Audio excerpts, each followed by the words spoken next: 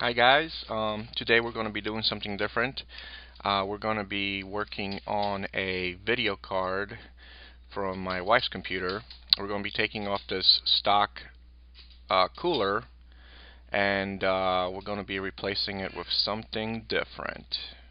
It's going to involve copper pipes, water, and things like that.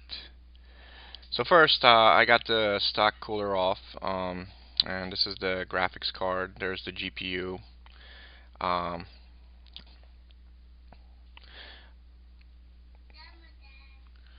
so now, what I'm doing here is I'm just measuring I'm measuring the holes because originally I wanted to buy 2 mm screws or little bolts that would fit in there, but we're going to be using different type of screws for this project.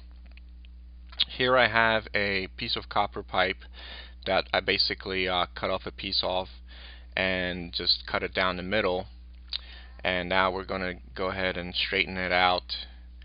Um, this is the pipe I used. It's a 3/4 inch copper pipe. I just basically cut off about 65 millimeters off the end here, and then once I cut it off, then I split it down the middle. I use a hacksaw to cut it in the middle. And now we're going to be taking this piece and basically getting it. We got to get it flat. So I'm using my my vise here to help me basically straighten this piece out.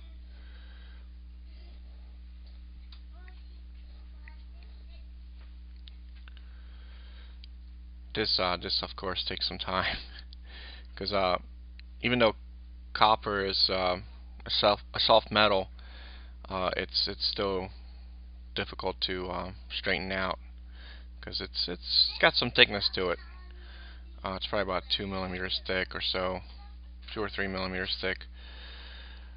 So yeah, once I got it flat enough, then I just put it on the vise there and started hammering it out with my hammer there. Oops, don't want to let it go because it springs back and jumps off.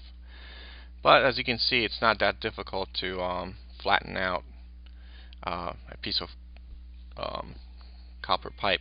It's really dirty inside because this is an old pipe I found in my basement.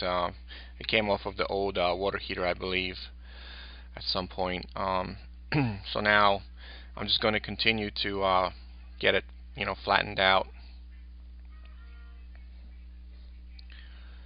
and just hammering it down.